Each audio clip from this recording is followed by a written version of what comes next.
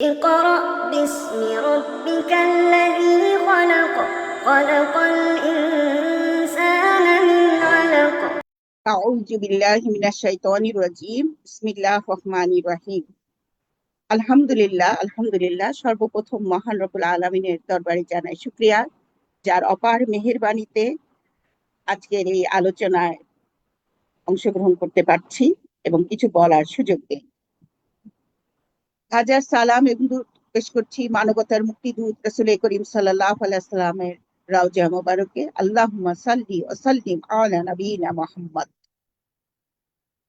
সম্মানিত সঞ্চালক ও জুমে সংযুক্ত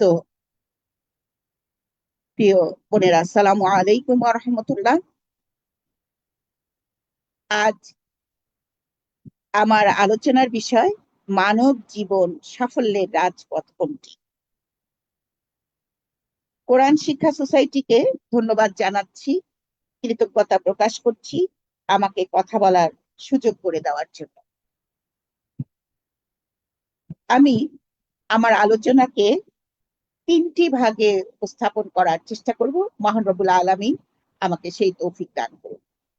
আমি আলোচনাটাকে তিনটি ভাগ করেছি, যে মানব জীবনের সাফল্য, দ্বিতীয়ত সাফল্যের ধরন, তৃতীয়ত হচ্ছে কোনটি প্রকৃত সাফল্য বা প্রকৃত রাজপথ আমাদের। মানব জীবনের সাফল্য, মানুষের জীবনের সাফল্যের আসলে একটি নির্দিষ্ট গন্তব্য নয়, বরং এটি একটি অবিরাম যাত্রা। তবে দুনিয়ার জীবনে এর সমাপ্তি হয় মৃত্যুর মাধ্যমে, যার সন তারিখ সময় আমাদের জানা থাকে না।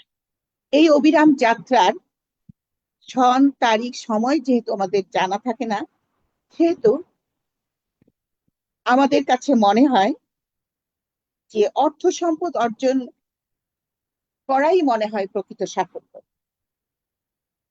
আবার কেউ জ্ঞান ও মর্যাদা অর্জন করে নিজেকে সফলতার চূড়ান্ত পর্যায়ে পৌঁছেছেন বলে মনে করে। কেউ মানুষের কল্যাণে নিজেকে উৎসর্গ করে প্রকৃত সফলতা লাভ করেন। এই সফলতা ইসলামের দৃষ্টিতে কেমন যদি আমরা বিশ্লেষণ করি, তাহলে আমরা দেখতে পাই ইসলামের দৃষ্টিতে সাফল্যের পরিধি আরো বিস্তৃত। দুনিয়ার জীবনে কল্যাণ এবং আখেরাতে মুক্তি, এই উভয় জায়গায় সাফল্যের অংশ।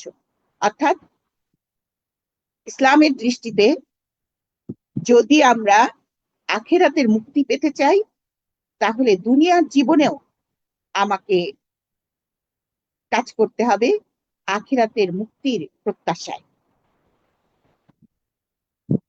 তাহলে আমরা সহজে বলতে পারি যে সাফল্য পেতে হলে নির্ভর করছে আপনি কোনটিকে প্রাধান্য দিবেন। অর্থাৎ আমরা যদি সেই সাফল্যের রাজপথ পেতে চাই, তাহলে আমাদের আত্মজিজ্ঞাসা, আত্মযাচাই, আত্মসমালোচনা করে সিদ্ধান্ত নিতে হবে যে আমি আসলে কোনটিকে প্রাধান্য দিতে চাই। দুনিয়ার জীবনের ভোগ, বিলাস, রাজকীয় সম্মান, নাকি আখিরাতের সাফল্য।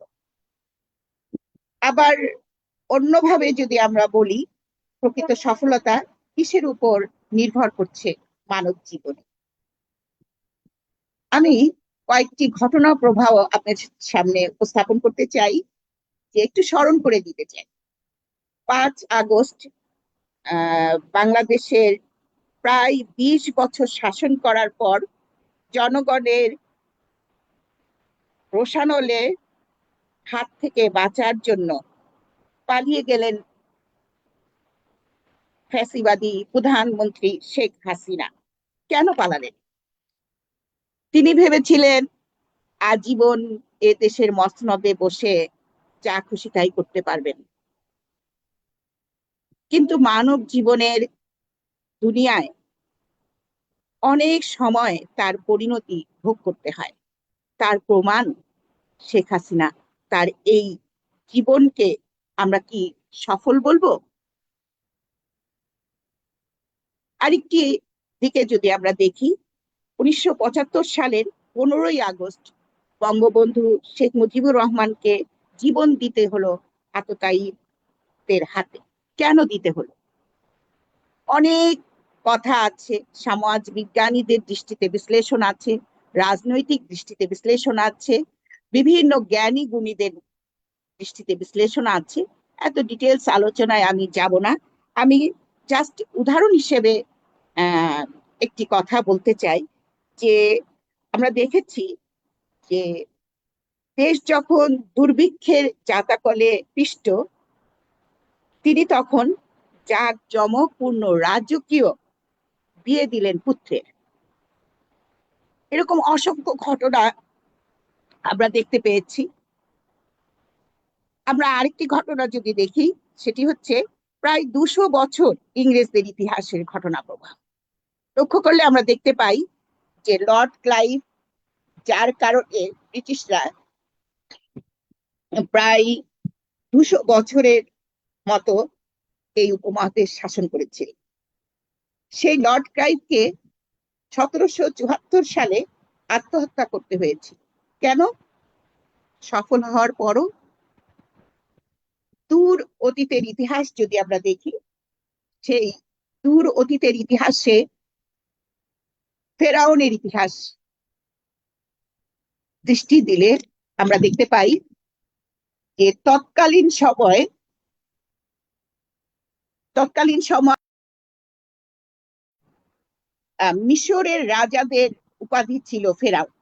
এই যে রাজকীয় উপাধি ফেরাউন, পবিত্র কোরআনে আল্লাহ রাব্বুল আলামিন সেই সময়ের ফেরাউনের নাম কি ছিল সেটা উল্লেখ করেন নাই, কিন্তু তিনি উল্লেখ করেছেন ফেরাউনের কথা। এই ফেরাউনের সূরা কাসাসে আমরা দেখতে পাই যে ফেরাউনের ইতিহাস পরিচয় আমরা যেটা জানতে পারি যে এমন এক অত্যাচারী শাসক ছিল যে নিজেকে অত্যন্ত ক্ষমতাবান মনে করত। দ্বিতীয়ত, বনি ইসরায়েলকে দুর্বল ও নিপীড়িত করে রেখেছিল। তার পরিচয়ের আরেকটি দিক আমরা দেখতে পাই যে তাদের পুত্র সন্তানকে হত্যা করত এবং নারীদেরকে জীবিত রাখত। চতুর্থত, মুসা আলাইহিস সালামের দাওয়াত সে প্রত্যাখ্যান করেছিল। পঞ্চমত, নিজেকে ক্ষমতা ও কর্তৃত্বকে মানুষের উপর চূড়ান্ত বলে দাবি করেছিল, যা আল্লাহ রাব্বুল আলামিন সূরা কাসাসের 4 নম্বর আয়াতে বলছেন। আমি বাংলা তর্জমাটাই বলছি। নিশ্চয়ই ফেরাউন দেশে উদ্ধত্ত করেছিল এবং সেখানকার অধিবাসীদের বিভিন্ন দলে বিভক্ত করেছিল, তাদের একটি দলকে সে দুর্বল করে দিয়েছিল। এই যে ফেরাউনের অত্যাচার দেখতে পেলাম যে কোরআনের বর্ণনা অনুযায়ী তার কি ধরনের তার চরিত্রের মধ্যে বৈশিষ্ট্য আমরা আরেকটু যদি লক্ষ্য করি, তাহলে আমরা দেখি যে তার চরিত্রের একটি বৈশিষ্ট্য ছিল অহংকারী। সে নিজেকে রব হিসেবে দাবি করত। সূরা নাজিয়াতের 24 নম্বর আয়াতে বলছেন, আমি তোমাদের সর্বোচ্চ রব। এভাবে সে তার জনগণকে বিভ্রান্ত করত। তার বৈশিষ্ট্যের আরেকটি বৈশিষ্ট্য ছিল বিভাজনের রাজনীতি, যে জনগণের মধ্যে ঐক্যর পরিবর্তে বিভাজন সৃষ্টি করে রেখেছিল। আরেকটি বৈশিষ্ট্য ছিল সত্যকে সত্য বলে জানার পরেও প্রত্যাখ্যান করেছিল। আমরা মুসা আলাইহিস সালামের দাওয়াতকে সে কিভাবে প্রত্যাখ্যান করেছিল তার নমুনা আমরা জানি। ক্ষমতার মোহ তাকে এতটাই আকৃষ্ট করে রেখেছিল যে তার পরিণতি, মুসা আলাইহিস সালামকে আল্লাহ রাব্বুল আলামিন যখন তার কাছে পাঠালেন দাওয়াত দেওয়ার জন্য, তখন তার সাথে সেই ঘটনা আমরা কম বেশি সবাই জানি যে সমুদ্র পার হওয়ার সময় ফেরাউন তার বাহিনী নিয়ে ডুবে মারা গেল। তার এই বৈশিষ্ট্যগুলোই তাকে আসলে খোদাদ্রোহী হওয়ার জন্য যথেষ্ট ছিল। তারপরে আমরা দেখি নমরুদের ইতিহাস। হজরত ইব্রাহিম আলাইহিসসালামের সময় আহ এই নমরুদ বাদশাহ ছিল। তারও বৈশিষ্ট্যের মধ্যে আমরা লক্ষ্য করি অহংকার, ক্ষমতার অপব্যবহার, সত্যের বিরুদ্ধে অবস্থান, যার প্রমাণ হিসেবে আমরা দেখি যে ইব্রাহিম আলাইহিসসালামের দাওয়াতকে অস্বীকার করেছিল এবং সে ছিল জুলুমকারীদের অন্যতম। তার পরিণতিও যদি আমরা দেখি, যে ঐতিহাসিকভাবে আমরা জানি যে মশা বা ক্ষুদ্র পোকার মাধ্যমে তাকে শাস্তি ভোগ করতে হয়েছিল এবং অবশেষে দীর্ঘ শাস্তি ভোগ করার পরে তার মৃত্যু হয়েছিল। প্রিয় বোন, এই যে 5টি ঘটনা আমি আপনাদের সামনে উপস্থাপন করলাম, এ থেকে আমাদের সামনে একটা জিনিস স্পষ্ট হলো, তা হলো সকল শাসকের মধ্যে বৈশিষ্ট্যগত দিক দিয়ে মিল রয়েছে। যে তারা কি বৈশিষ্ট্যগুলো, যে প্রচন্ড অহংকারী, অত্যাচারী, ক্ষমতায় টিকে থাকার জন্য সকল ধরনের বাধা মোকাবেলা করার তারা প্রচেষ্টা চালিয়েছে। এজন্য জুলুম, নিপীড়ন, হত্যা করতেও তারা কুণ্ঠাবোধ করেনি। নমরুদ থেকে শুরু করে নিকট অতীতের ইতিহাসেও তাই দেখা যাচ্ছে। তাহলে কি আমরা বলবো মানব জীবনের সফলতার চাবিকাঠি ছিল নমরুদ, ফেরাউন, লর্ড ক্লাইভ, শেখ হাসিনা কিংবা শেখ মুজিবুর রহমান? এদের মতো আরো অসংখ্য নেতৃত্বের জীবন অনুসরণের মাধ্যমে জীবনের সফলতা আমাদের সামনে আসবে? না বোনেরা, মোটেও আমরা তা বলবো না। এবং আমরা যারা এখানে যুক্ত আছি, আপনারা নিশ্চয়ই বিশ্বাস করেন যে এরা কেউই সফল হতে পারেনি।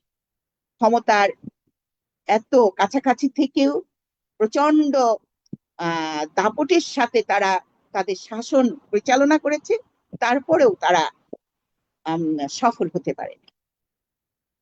নিশ্চয়ই আপনারা আমার সাথে একমত হবেন যে তারা তাদের জীবনের সাথে জড়িত ছিল জনগণের তীব্র ঘৃণা, রাগ, ক্ষোভ, অসন্তুষ্টি। সেই জীবন কিভাবে সফল হবে, তাই নয় কি? তারা হয়তো অনেক দিন শাসন করেছে, কিন্তু তাদের এই জীবনের সাথে যে জনগণের ক্ষোভ, তারপরে জনগণের তীব্র ঘৃণা, ক্ষোভ, অসন্তুষ্টি জড়িত ছিল, তা তো আসলে আমরা অস্বীকার করতে পারি না। তাহলে এই জীবনকে আমরা সফল কিভাবে?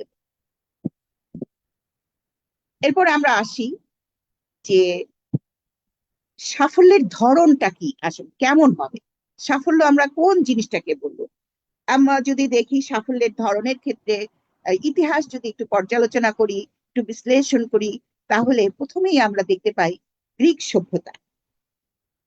গ্রিক সভ্যতা শিল্প, দর্শন, রাজনৈতিক মতবাদে এতটা উন্নতি সাধন করেছিল যে তাদের সভ্যতার নমুনা আজও দেখতে পাই, যদিও তা বিশ্বজনীন হতে পারেনি। এরপরে যদি আমরা তাকাই রোমান সভ্যতার দিকে, বস্তুবাদী যে সভ্যতা, যে তাদের বিচিত্র ধরনের সংগঠন ছিল, রাজনৈতিক, প্রাতিষ্ঠানিক, সামরিক ও নাগরিক সংগঠন। নাগরিক সংগঠনের নাগরিক জীবনে যে নগর সভ্যতার উদ্ভাবক বলা হয় এই রোমান সভ্যতাকে। রোমান সভ্যতা নগর সভ্যতাকে তারাই আবিষ্কার করেছিল, উদ্ভাবন করেছিল। তাদের মধ্যে এই নগর সভ্যতাদের মধ্যে তাদের যে বৈশিষ্ট্যগুলো ছিল, তারা এই নগর সভ্যতাকে এতটাই মানে সুন্দর করে তারা গড়ে তুলেছিল। সেখানে সড়ক, পুল, তারপরে জলাধার, প্রয় প্রণালীর ব্যবস্থা, স্নানাগার, বিবাহের ক্ষেত্রে তাদের এত সুন্দর কারুকার্যময় সেই বসার আসন, খেলার মাঠ তৈরি প্রস্তুতি, এসব সেই নগর সভ্যতার সাথে জড়িত ছিল।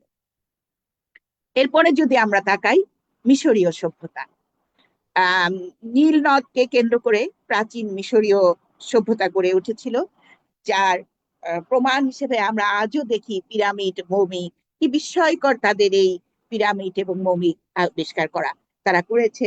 আজও বিজ্ঞানীরা এই কিভাবে তারা মমিকে মানে মৃতদেহকে সংরক্ষণ করে রাখছে, আজও তারা এটা আবিষ্কার করতে হিমশিম খাচ্ছে।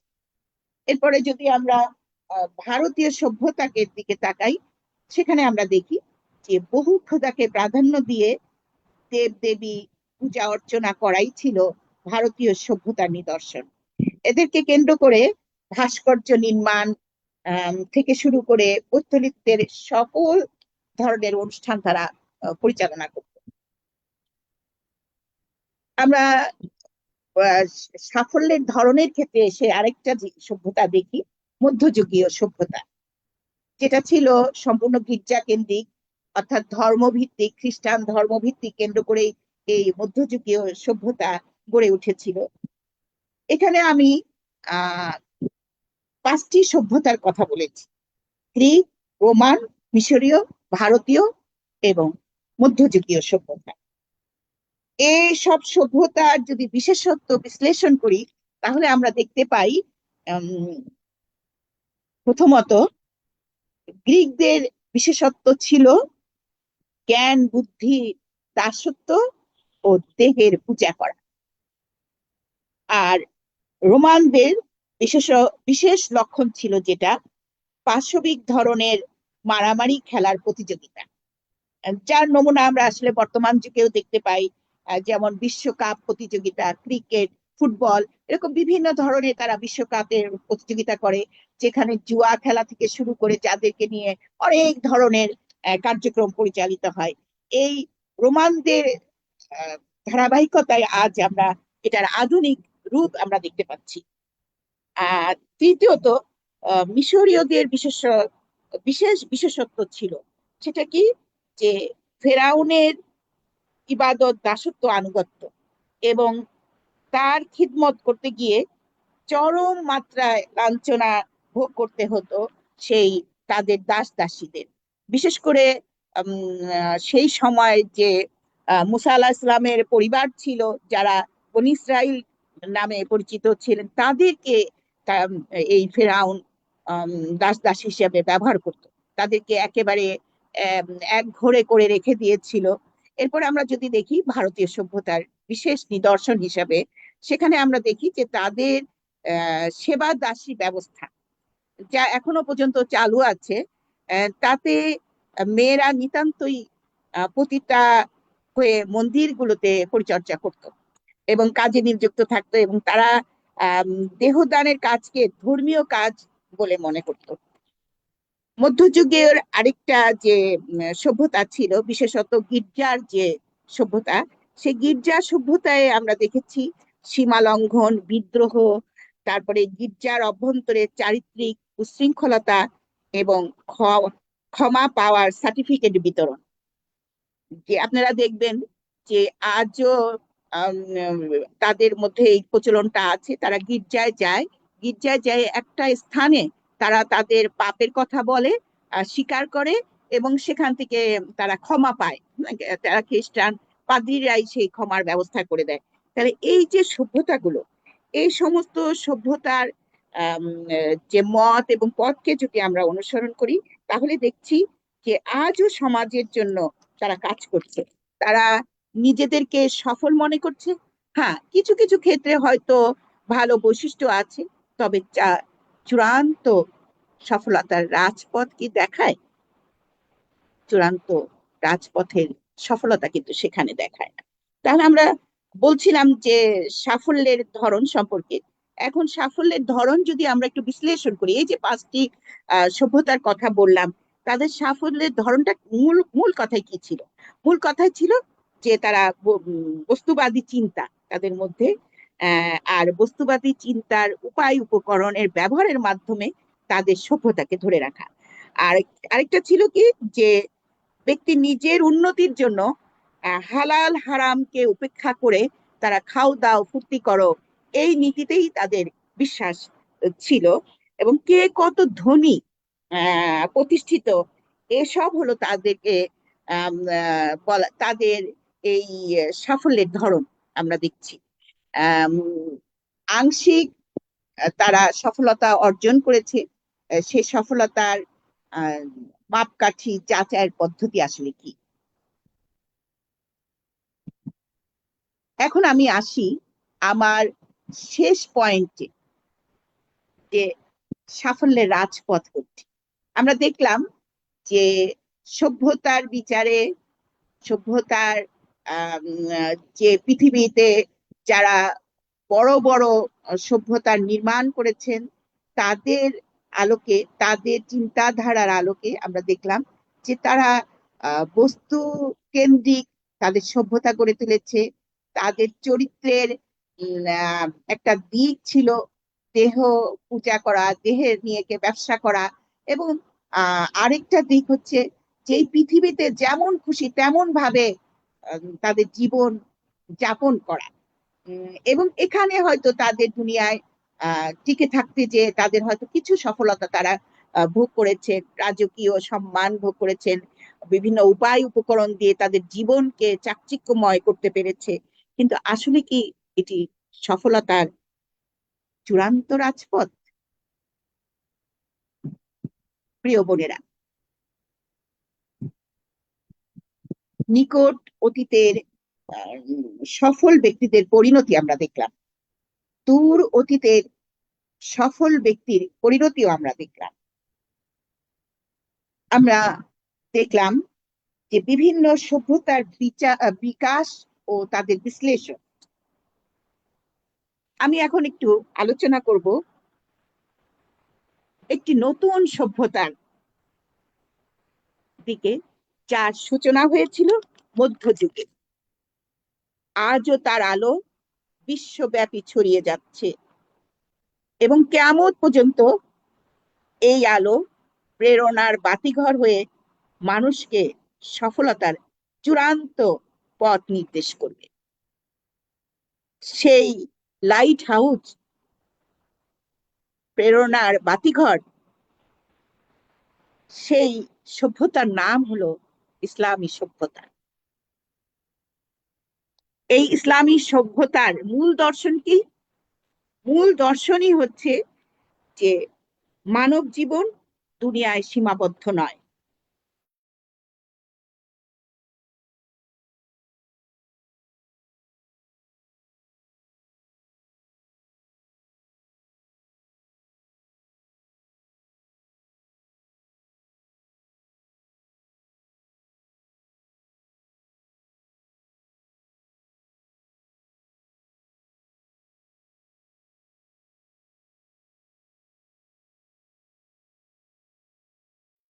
যে আমরা দেখতে পাচ্ছি যে মানব জীবন দুনিয়ায়, ইসলাম বলছে যে মানব জীবন দুনিয়ার মধ্যে সীমাবদ্ধ নয়।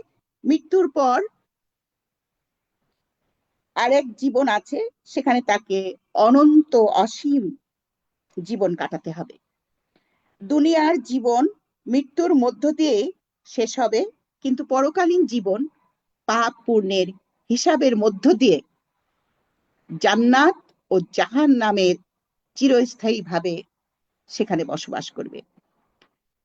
এর জন্য তাকে দুনিয়ার জীবনে আল্লাহর নির্ধারিত সীমার মধ্যেই জীবন যাপন করতে হবে। তা যদি আমরা না করতে পারি, তাহলে হাসরের ময়দানে মহান রব্বুল আলামিনের কাছে জবাবদিহির সম্মুখীন হতে হবে। যারা ভালো কাজ করবে তারা তাদের আমলনামা ডান হাতে পাবে, আর যারা ভালো কাজ করবে না তাদের আমলনামা বাম হাতে দেওয়া হবে। এবং সেই হাসরের ময়দানে চূড়ান্ত বিচারে মহান রব্বুল আলামিনই সেদিন সবার বিচার করবেন, এবং চূড়ান্ত বিচারে মহান রব্বুল আলামিন জান্নাত এবং জাহান্নামে মানব জীবনে যে আমরা যারা আছি তাদেরকে প্রেরণ করবে। আর এই যে ইসলামের মূল দর্শন, এই দর্শনের আলোকে ইসলামের যে মূল কথা, মহান রব্বুল আলামিনের একত্ববাদ, এক কথায় আমরা বলতে পারি তাওহীদ, রিসালাত, আখিরাত। আর এই তাওহীদ, রিসালাত এবং আখিরাতের যদি আমরা সফলতা পেতে চাই, তাহলে আমাদের ইমানই হচ্ছে প্রথম ভিত্তি। মহান রব্বুল আলামিন সূরা মুমিনুনে বলছেন, নিশ্চয় মুমিনগণ সফল হয়েছে। অর্থাৎ প্রকৃত সফলতা যদি আমরা পেতে চাই, তাহলে আমাদের কি করতে হবে? আল্লাহর প্রতি দৃঢ় বিশ্বাস স্থাপন করতে হবে, রাসূলের প্রতি ঈমান আনতে হবে, এবং ইসলামের যে মৌলিক আদর্শ রয়েছে সে আদর্শকে জীবনে ধারণ করতে হবে। আর মনে রাখতে হবে এখানে যে আমার জ্ঞানের ক্ষেত্রে ঘাটতি আছে, কিন্তু মহান রব্বুল আলামিনের জ্ঞানের কোনো ঘাটতি নাই। মহান রব্বুল আলামিনের অসীম জ্ঞানের অধিকারী, এবং তিনি আমাকে যে জ্ঞানের শিক্ষা দিয়েছেন সেই জ্ঞানকে যদি আমি ধারণ করতে পারি, ইনশাআল্লাহ আমার জীবন সফল হবে। আরেকটি দিক ইসলামী সভ্যতার, সেটি হচ্ছে সালাত ও ইবাদত প্রতিষ্ঠিত করা। সফল মুমিনদের অন্যতম বৈশিষ্ট্য হলো যে সে সালাতের প্রতি যত্নশীল হবে। আল্লাহ রাব্বুল আলামিন সূরা মুমিনুনে বলছেন যে যারা তাদের সালাতে বিনয়ী তারাই উত্তরাধিকারী, যারা ফিরদৌসের উত্তরাধিকারী হবে। প্রিয় বোনেরা, এই যে ফিরদাউস আমরা যদি পেতে চাই, তাহলে মহান রব্বুল আলামিনের দেখানো পথ ধরেই আমাদেরকে এগিয়ে যেতে হবে। এটা আমাদের কোনো বানানো কথা না, এটা মহান রব্বুল আলামিনের আল কোরআনের মাধ্যমে তিনি আমাদেরকে জানিয়ে দিয়েছেন। আমাদের এই সফলতার দিকে যদি আমরা এগিয়ে যেতে চাই, তাহলে আত্মশুদ্ধি ও চরিত্র গঠন নিয়ে আমাদেরকে ভূমিকা রাখতে হবে। সূরা আশ-শামসের 9 নম্বর আয়াতে মহান রব্বুল আলামিন বলছেন, নিশ্চয়ই সে সফল হয়েছে যে নিজেকে পরিশুদ্ধ করেছে। তাহলে এই পরিশুদ্ধটা কি ধরনের পরিশুদ্ধ? এই পরিশুদ্ধ হচ্ছে তার চারিত্রিক পরিশুদ্ধ, এই পরিশুদ্ধ হচ্ছে তার ব্যক্তি জীবনের পরিশুদ্ধ, এই পরিশুদ্ধ হচ্ছে তার পারিবারিক জীবনের পরিশুদ্ধ, এই পরিশুদ্ধ হচ্ছে তার সামাজিক এবং রাষ্ট্রীয় আন্তর্জাতিক জীবনে তার যে চলার পথগুলো রয়েছে সেখানে পরিশুদ্ধ। আর এই পরিশুদ্ধতা আমরা যদি অর্জন করতে চাই, এই পরিশুদ্ধি যদি আমাদের অর্জন করতে চাই, তাহলে আমাদেরকে সততা, আমানতদারিতা, ধৈর্য, বিনয়, ক্ষমাশীলতা, ন্যায়পরায়ণতা, এগুলোর গুণ অর্জন করতে হবে। এই গুণগুলো যদি আমরা অর্জন করতে না পারি, তাহলে সফলতার রাজপথ কিন্তু আমরা খুঁজে পাবো না। আর সফলতার রাজপথ খুঁজে পাওয়ার জন্যই আমাদেরকে আত্মশুদ্ধি এবং চরিত্র গঠনের দিকে মনোযোগী হতে হবে। আর এরপরে যে সফলতার রাজপথের কথা বলতে চেয়ে আমি যে পয়েন্টটির দিকে দৃষ্টি আকর্ষণ করতে চাই, সেটি হচ্ছে তাকওয়া অর্জন। সূরা তালাকের 23 নম্বর আয়াতে মহান রব্বুল আলামিন বলছেন, যে আল্লাহকে ভয় করে তিনি তার জন্য উত্তরণের পথ করে দেন এবং তাকে এমন স্থান থেকে রিজিক দেন যা সে কল্পনাও করেন। তাকওয়া মানে হচ্ছে যে আমরা জানি যে আল্লাহ ভীতি, অর্থাৎ আল্লাহর উপস্থিতি ও জবাবদিহিতার অনুভূতি নিয়ে জীবন পরিচালনা করা। আর এই যে আয়াতটাতে যে বলা হচ্ছে যে আল্লাহকে ভয় করে তিনি তার উত্তরণের জন্য পথ করে দেন। আমরা যেমন এখন সমাজে আমাদের সুদ প্রথা চালু রয়েছে, এই সুদ প্রথাকে উচ্ছেদ করতে চাই, তাহলে হয়তো আমাদের কাছে মনে হবে যে আমাদের রিজিক তো সংকুচিত হয়ে যাবে। কিন্তু মহান রব্বুল আলামিন দেখেন, মহান জ্ঞানী, তিনি আমাদের জন্য কিন্তু জাকাতের ব্যবস্থা করে দিয়েছেন। যে আমি যদি সুদকে মুক্ত করে জাকাতের মাধ্যমে অর্থনৈতিক ব্যবস্থা যদি চালু করি, তাহলে এই সমাজে কিন্তু মানুষ কর্মক্ষম হবে, তারা তাদের জীবনে আর্থিক সচ্ছলতা ফিরে পাবে, এবং আমার জাকাত মাধ্যমে আমার অর্থ কিন্তু পরিশুদ্ধ হচ্ছে। এই পরিশুদ্ধিতে আমার অর্থ লাভ হচ্ছে, এর ফলে কি আমার আয় ব্যয়ের ক্ষেত্রে বরকত, মহান রব্বুল আলামিন বরকত আমাদের জন্য ঢেলে দিবেন। তাই আমাদেরকে সবসময় মনে রাখতে হবে যে মহান রব্বুল আলামিন আমাদেরকে এমন স্থান থেকে রিজিক দেবেন যা আমরা কল্পনাও করতে পারি না। দেখবেন নিজেদের জীবনেও ছোটখাটো ঘটনা যদি আপনারা চিন্তা করেন, দেখবেন এমন এমন জায়গা থেকে আমাদের রিজিক আসে যে আসলে আমরা কল্পনাই করতে পারি না। অনেক সময় দেখা যায় বাসায় মেহমান এসেছে, হাতে টাকা পয়সা নাই, কিন্তু আমরা কিভাবে সেই মেহমানদারি করব, কিভাবে একটা টেনশন আমাদের মধ্যে অনেক সময় কাজ করে। কিন্তু আমরা দেখেছি যে মহান রব্বুল আলামিন কোথা থেকে যে এই মেহমানের ব্যবস্থা করে দেন, তার জন্য আপ্যায়নের ব্যবস্থা করে দেন, আমরা নিজেরাও জানি না। তা আপনি আমি সবার জীবনেই কিন্তু এরকম অনেক ধরনের ঘটনা আমাদের সামনে আছে। হয়তো আমরা উপলব্ধি করতে পারি না অনেক সময় যে মহান রব্বুল আলামিন আমার জন্য এত সুন্দর একটা ব্যবস্থা করে দিলেন, শুকরিয়া আদায় করার সময়টুকু আমরা অনেক সময় করতে পারি না। কেন পারি না? আমরা ওই মুহূর্তে হয়তো উপলব্ধি করতে পারি না। কিন্তু একটু গভীর ভাবে যদি আমরা বিশ্লেষণ করি, তাহলে চিন্তা করি, তাহলে দেখব যে মহান রব্বুল আলামিনই আমাদের রিজিকের ব্যবস্থা করে দিচ্ছে। আমি অনেক দিন ধরে একটা জিনিস চিন্তা করছিলাম যে আচ্ছা, সমুদ্রের গভীরে যে তিমি মাছ থাকে, সেই তিমি মাছ আমরা জানি যে বাচ্চা প্রসব করে, তাহলে তার বাচ্চাকে সে খাওয়ায় কিভাবে? সুবহান আল্লাহ।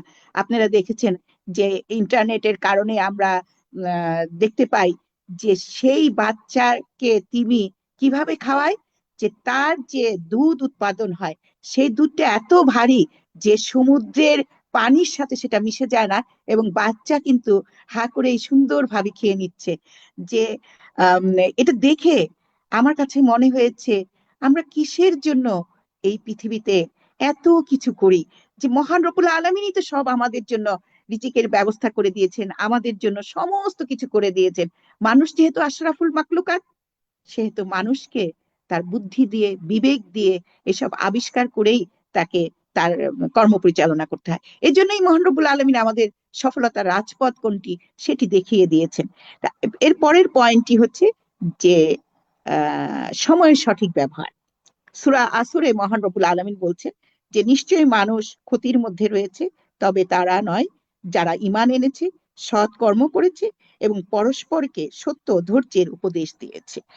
এখানে আমরা দেখছি যে সফলতার চারটি বৈশিষ্ট্য ভিত্তি আমরা দেখতে পাই, যে ঈমান, সৎকর্ম, সত্যের পথে আহ্বান এবং ধৈর্য। তাহলে সফলতার রাজপথ মহান রব্বুল আলামিন আমাদের দেখে দিয়েছেন যে ঈমান শুধু আনলেই হবে না, সৎকর্ম আমাদেরকে করতে হবে। আর সৎকর্মের সাথে সাথে আমাদের সত্যের দিকে, অর্থাৎ আমি যে সৎকর্ম করছি সেই সৎকর্মের দিকে মানুষকে আহ্বান করতে হবে। তা ওই আহ্বান করলেও শুধু হবে না, ধৈর্য ধরে সেটা আহ্বান করতে হবে। এই ধৈর্য ধরে আহ্বান করলে আমাদের এই সৎকর্ম, ঈমান, এগুলো আমাদের জন্য সফলতার রাজপথ বয়ে নিয়ে আসবে আমাদের জীবনে। এর পরের যে পয়েন্টটা, দুনিয়া এবং আখেরাতের ভারসাম্য। অর্থাৎ যে মহান রব্বুল আলামিন সূরা বাকারার 201 নম্বর আয়াতে বলছেন, হে আমাদের রব, দুনিয়াতে কল্যাণ দাও এবং আখেরাতে কল্যাণ দাও। আমরা মোনাজাতে এই কথাটা সবসময় বলে থাকি যে দুনিয়া এবং আখেরাতের কল্যাণ চাওয়ার জন্য রব্বুল আলামিন এই দোয়াটা আমাদের শিখিয়ে দিয়েছেন, রব্বানা আতিনা ফিদ দুনিয়া হাসানাতাও ওয়া ফিল আখিরাতি হাসানাতাও ওয়া কিনা আযাবান নার। যে এই সূরা বাকারায় এই 201 নম্বর আয়াতেই এই দোয়াটা, যে আমাদের দুনিয়ায় কল্যাণ চাই এবং আখিরাতেও কল্যাণ চাই এবং সেই জাহান্নামের আগুন থেকে আমরা মুক্তি চাই। তো বিপদে ধৈর্য ধারণ, আল্লাহর উপর ভরসা। নিশ্চয়ই আল্লাহ রাব্বুল আলামিন ধৈর্যশীলদের সাথে আছেন। এই জন্য আমি সূরা আসরের যে কথাটি বললাম, এখানেই তার প্রমাণ যে আল্লাহ রাব্বুল আলামিন আমাদের ধৈর্য ধারণের কথা বলেছেন। 8 নম্বর পয়েন্ট হচ্ছে প্রকৃত সফলতার চূড়ান্ত মানদণ্ড। কোরআন স্পষ্ট ভাবে বলে দিচ্ছে যে যাকে জাহান্নাম থেকে দূরে রাখা হলো এবং জান্নাত প্রবেশ করানো হলো, সেই সফলতা লাভ করলো। সূরা আল ইমরানের 185 নম্বর আয়াত। এই আয়াতে আমাদের কাছে স্পষ্ট হয়ে যায় যে প্রকৃত সফলতার চূড়ান্ত বিচার হবে আখিরাতে। তাই সফলতার চূড়ান্ত বিচার মহান রব্বুল আলামিন যেহেতু করবেন, সেহেতু আমরা শুধু এইটুকুই বলতে পারি যে প্রকৃত সাফল্যের রাজপথ খুঁজতে হলে কোরআন এবং হাদিসের পথ অনুসরণের বিকল্প নাই। মানব জীবনে যদি আমরা প্রকৃত সফলতা খুঁজতে চাই, তাহলে কোরআন এবং হাদিসের বিকল্প আমরা আর কোথাও পাই না। রাসূল করিম সাল্লাল্লাহু আলাইহি ওয়াসাল্লাম বলছেন যে মুয়াত্তা ইবনে মালিক হাদিস গ্রন্থে রাসূল করিম সাল্লাল্লাহু আলাইহি ওয়াসাল্লাম বলছেন, আমি তোমাদের মাঝে এমন দুটি বিষয় রেখে যাচ্ছি, তোমরা তা দৃঢ়ভাবে আঁকড়ে ধরলে কখনোই পথভ্রষ্ট হবে না, আল্লাহর কিতাব ও তার রাসূলের সুন্নাত। অর্থাৎ এখানে দুটো বিষয়ে আল্লাহ রাসূল একেবারে স্পষ্ট করেছেন, সেটি হচ্ছে কি, যে আল্লাহর কিতাব ও রাসূলের সুন্নাহ। এটা যদি আমরা দৃঢ়ভাবে ধরে রাখতে পারি, আঁকড়ে ধরে থাকতে পারি, তাহলে আমরা কখনোই পথভ্রষ্ট হব না।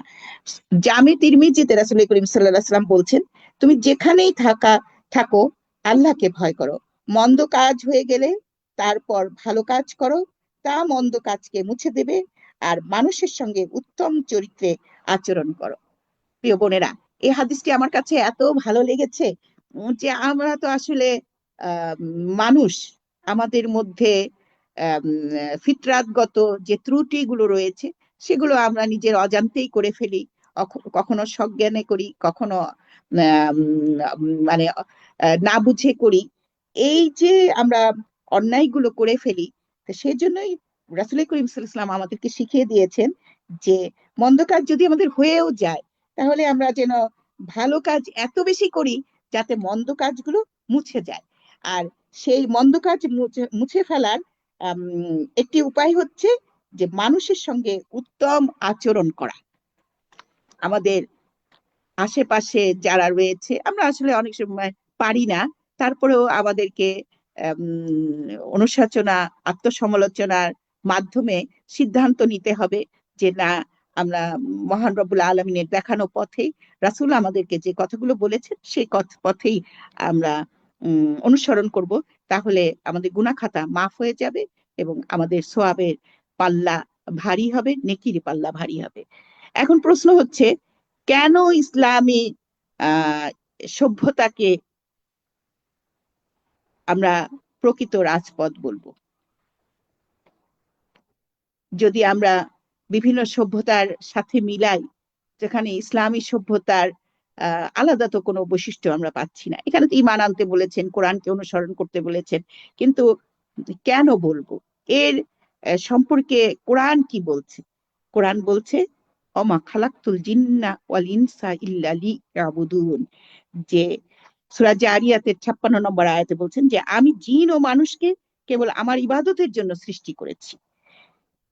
মহান রব্বুল আলামিন আমাদেরকে ইবাদতের জন্য সৃষ্টি করেছেন। এখন সেই ইবাদত কি শুধু তসবিহ, তাহলিল, নামাজ, রোজার মধ্যে সীমাবদ্ধ? না, সেই ইবাদত জীবনের সর্বক্ষেত্রে সীমাবদ্ধ।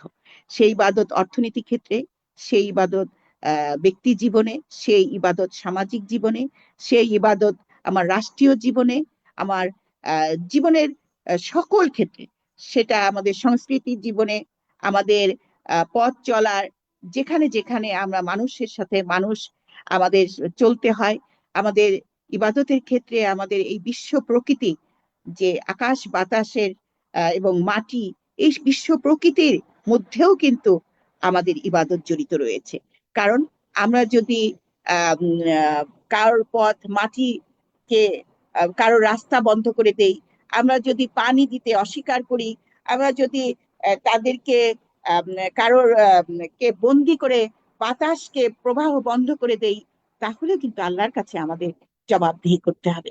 কারণ এগুলো সব আল্লাহ রাব্বুল আলামিনের পথ অনুসরণ করছে, আল্লাহর নির্দেশে এরা পরিচালিত হচ্ছে। আরেকটি হচ্ছে যে কেন ইসলাম প্রকৃত রাজপথ? আরেকটি কারণ হচ্ছে সিরাতুল মুস্তাকিমের পথ। ইসলাম সিরাতুল মুস্তাকিমের পথ দেখায়, সহজ সরল পথ দেখায়, যে পথকে মহান রব্বুল আলামিন সূরা আনামের 150 নম্বর আয়াতে বলছেন, এটাই আমার সরল পথ, তোমরা তা অনুসরণ করো এবং অন্যান্য পথ অনুসরণ করো না। যার জন্য আমরা সূরা ফাতিহার মাধ্যমে আল্লাহর কাছে প্রার্থনা করি আমাদেরকে যেন মহান রব্বুল আলামিন সিরাতুল মুস্তাকিমের পথ দেখান। আর এই প্রকৃত সফল যদি আমরা হতে চাই, এর রাজপথ ইসলাম। কারণ ভারসাম্যপূর্ণ জীবন ব্যবস্থার আমাদের জন্য করেছেন, যে আল্লাহ রাব্বুল আলামিন কোরআনে আমাদেরকে মধ্যম পন্থা জাতি হিসেবে উল্লেখ করেছেন। অর্থাৎ আমরা উভয় দিক দিয়েই ভারসাম্য রক্ষা করে জীবন যাপন করব, এটাই মহান রব্বুল আলামিন পছন্দ করেছেন। এবং এই মধ্যম পন্থা জাতি হিসেবে আমাদেরকে মহান রব্বুল আলামিন বলেছেন যে মুসলমানরা হচ্ছে, আমরা যারা ঈমান এনেছি তারা হচ্ছে মধ্যম পন্থা জাতি। সূরা শুরার 13 নম্বর আয়াতে মহান রব্বুল আলামিন বলছেন শাবাআ লাকুম মিনাদ-দীনি মা ওয়াসা বিহি, তোমাদের জন্য নির্ধারণ করেছি দিন। সেই দিনটা কি? ইন্নাদ-দীনা ইনদাল্লাহিল ইসলাম, যে তোমাদের জন্য দিন হলো আল ইসলাম। প্রিয় বোনেরা, ইতিহাসের ধারাবাহিকতায় আমরা দেখলাম মানব জীবনের সাফল্যের প্রকৃত রাজপথ কোনটি। এর প্রমাণ স্বরূপ পবিত্র কোরআন এবং হাদিস আমাদের সামনে বর্তমান। কোরআনের বিভিন্ন জাতি ধ্বংসের বর্ণনা দেওয়া হয়েছে। আমরা দেখেছি যে এই ধ্বংসের বর্ণনার ক্ষেত্রে মহান রব্বুল আলামিন বর্ণনা করেছেন যে তারা কেন ধ্বংস হয়েছে, কি কারণে ধ্বংস হয়েছে। যে শুআইব আলাইহিস সালামের কথা আমরা সবাই জানি, যে শুআইব আলাইহিস সালাম সম্পর্কে মহান রব্বুল আলামিন বলছেন যে শুআইব আলাইহিস সালাম কোথায় প্রেরণ হয়েছিলেন? তিনি প্রেরিত হয়েছিলেন মাদাইনের দিকে। তো সেখানে আল্লাহ রাব্বুল আলামিন সূরা আরাফের 85 নম্বর আয়াতে বলছেন তার সম্পর্কে যে এবং মাদাইনের দিকে পাঠিয়েছি সেখানকার লোকদেরই ভাই শুআইবকে। সে বলল, হে জনগণ, তোমরা দাস হয়ে থাকো একমাত্র আল্লাহর, তিনি ছাড়া তোমাদের মাবুদ কেউ নেই। তোমাদের নিকট তোমাদের আল্লাহর নিকট থেকে অকাঠ্য যুক্তি প্রমাণ এসে গেছে, অতএব তোমরা মাপ ও ওজনে পূর্ণ করে দাও। লোকদের জিনিসপত্র কম দিয়ে জুলুম করো না। পৃথিবীর শান্তিপূর্ণ স্থাপন ও সুস্থতা শুদ্ধতার পর তাতে বিপর্যয় সৃষ্টি করো না। এটাই তোমাদের জন্য অতীব কল্যাণকর যদি তোমরা ইমানদার লোক হয়ে থাকো। তোমরা প্রতিটি পথে বসে থেকে ওয়াদা করতে এবং আল্লাহর প্রতি যে ঈমান এনেছে তাকে আল্লাহর পথ থেকে ফেরাতে চেষ্টা করো না। সে পথে যেতে বাধাগ্রস্ত করো না। সেই পথ বাঁকা করতে চেয়ে তোমরা স্মরণ করো সেই সময়ের কথা যখন তোমরা সংখ্যায় খুব কম ছিলে, পরে আল্লাহ তোমাদের বিপুল সংখ্যক করে দিয়েছেন। আর দেখো বিপর্যয়কারীদের পরিণতি কি হয়েছে। এই যে বিপর্যয়কারীদের পরিণতি কি হয়েছে, মহান রব্বুল আলামিন আমাদেরকে দৃষ্টি আকর্ষণ করছেন যে দেখো, আমরা দেখেছি হযরত লূত আলাইহিস সালাম, হযরত মুসা আলাইহিস সালাম, হযরত ঈসা আলাইহিস সালাম, হযরত ইব্রাহিম আলাইহিস সালাম সহ বিভিন্ন নবীগণের সেই সব জাতি সামনে আল্লাহর একত্ববাদ অর্থাৎ তাওহীদের ঘোষণা দিয়েছিলেন। এরপরও আল্লাহর বিধান সেই সব জাতির অনেকেই মেনে নেয়নি, এবং আল্লাহর বিধান মেনে না নেওয়ার কারণেই আল্লাহ রব্বুল আলামিন সেই সব সভ্যতাকে ধ্বংস করে দিয়েছে। সেই সভ্যতা ধ্বংস করেছেন, তার ঘটনা সবকিছুই আমরা কোরআনের মাধ্যমে জানতে পারি। বর্তমানেও আমরা চাক্ষুষ দেখছি যে দেশে দেশে কি পরিণতি হচ্ছে, তারপরেও আমরা কি শিক্ষা নিব না? আমরা দেখেছি নূহ আলাইহিস সালাম 950 বছর দাওয়াত দিয়েছিলেন। কিয়ামতের ময়দানে নূহ আলাইহিস সালামের জাতি সম্পূর্ণভাবে অস্বীকার করবে, বলবে আমরা তো আমাদের সামনে তো কেউ আসে নাই, আমাদেরকে দাওয়াত দেয় নাই, সম্পূর্ণভাবে অস্বীকার করবে। তখন মহান রব্বুল আলামিন নূহ আলাইহিস সালামকে জিজ্ঞাসা করবেন যে তোমার জাতি তো অস্বীকার করছে। কারণ আমরা জানি যে আল্লাহ রব্বুল আলামিন সাক্ষী ছাড়া আমাদের হিসাব গ্রহণ করবেন না। সেই জন্যই মহান রব্বুল আলামিন নূহ আলাইহিস সালামকে জিজ্ঞাসা করবেন তোমার জাতি তো অস্বীকার করছে। তখন নূহ আলাইহিস সালাম বলবেন যে মহান রব্বুল আলামিনকে যে আপনি উম্মতে মুহাম্মাদীকে জিজ্ঞাসা করুন। উম্মতে মুহাম্মাদী বলবে যে সাক্ষী দিবে যে নূহ আলাইহিস সালাম তার জাতিকে দাওয়াত দিয়েছে। তখন আল্লাহ বলবেন যে তোমরা কোথা থেকে জানতে পারলে এ কথা? উম্মতে মুহাম্মাদী তখন বলবেন আল কোরআন থেকে আমরা জানতে পেরেছি, রাসূল করিম সাল্লাল্লাহু আলাইহি ওয়াসাল্লাম আমাদেরকে এই ঘটনাগুলো বর্ণনা করেছে। সুবহানাল্লাহ, চিন্তা করেন যে সেই জাতিগুলো অস্বীকার করবে দাওয়াত তাদের কাছে আসা সত্ত্বেও, আর সাক্ষী হিসেবে তখন উম্মতে মুহাম্মাদের কে উপস্থাপন করা হবে, কেননা উম্মতে মুহাম্মাদের কাছে আল কোরআন রয়েছে। অতএব বোনেরা, আমাদের জীবনের প্রকৃত চাবিকাঠির পরিমাপ করার সেই আলাদ্দিনের আশ্চর্য প্রদীপ আমাদের সামনে নাই, কিন্তু তার চেয়ে মূল্যবান জিনিস আমাদের সামনে আছে। তা হচ্ছে আল্লাহর পক্ষ থেকে আল কোরআন এবং রাসূল করিম সাল্লাল্লাহু আলাইহি ওয়াসাল্লামের পক্ষ থেকে আল হাদিস। আমরা দেখেছি সেই হাদিস, আম, সেই হাদিসকে যদি আমরা অনুসরণ করি, আল কোরআনের আলোকে নিজেদের জীবন গঠন করি, তাহলেই প্রকৃত সফলতার রাজপথ আমরা খুঁজে পেতে পারি। আমরা দেখেছি রাসূল করিম সাল্লাল্লাহু আলাইহি ওয়াসাল্লামের জীবনের 23 বছর, যে প্রথম 13 বছর তিনি লোক গঠন করেছেন, পরবর্তী 10 বছর তিনি ইসলামী সভ্যতার গোড়াপত্তন ঘটিয়েছেন, কিভাবে একটি ইসলামী রাষ্ট্র পরিচালনা করা যায় এবং সেটি দেখিয়ে দিয়েছেন। আমি প্রথমেই বলেছি যে প্রেরণার বাতিঘর হিসেবে আজও সেই হেরার রাজতরণ আমাদের সামনে উপস্থিত আছে।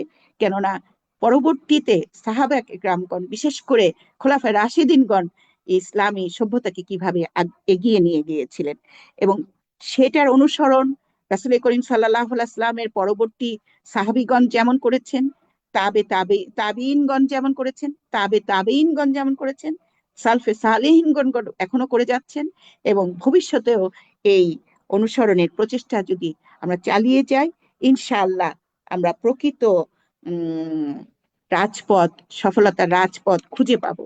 আমরা এই প্রচেষ্টা আমাদেরকে অব্যাহত রাখতে হবে। আর এই প্রচেষ্টা অব্যাহত রাখার জন্যই আসলে ব্যক্তি জীবনে আমরা সফলতা অর্জন করতে পারবো ইনশাআল্লাহ।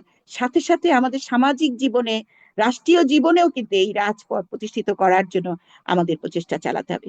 এই জন্য আল কোরআন সোসাইটি যে কাজ করছে, আমি মোবারকবাদ জানাই আল কোরআন সোসাইটিকে, যে কোরআনকে গবেষণা করছে, কোরআনের গবেষণার আলোকে সফলতার রাজপথ খুঁজে আমরা কিভাবে পেতে পারি, এই দিক নির্দেশনা পথ আমাদেরকে জাতির সামনে তুলে ধরবেন। আরো গবেষণা, আরো বিভিন্ন প্রচার মাধ্যমে, যাতে জনগণও বুঝতে পারে যে কোরআন শুধু ব্যক্তি জীবনে সীমাবদ্ধ নয়। কোরআনের আলোকে আমরা যদি জীবন গঠন করতে পারি, আমাদের ব্যক্তি যেমন উপকৃত হবে, পরিবার উপকৃত হবে, সমাজ উপকৃত হবে, রাষ্ট্র উপকৃত হবে, এবং একটি শান্তির সমাজ, শান্তির দেশ গড়ে উঠবে ইনশাআল্লাহ। আমরা সেই রাজপথই, কোরআনের আলোকে প্রকৃত রাজপথ, আলোর দিশারি আমরা দুনিয়ার বুকে যেমন প্রতিষ্ঠিত করতে চাই, এবং এর মাধ্যমে আখিরাতেও আমরা মুক্তি পেতে চাই।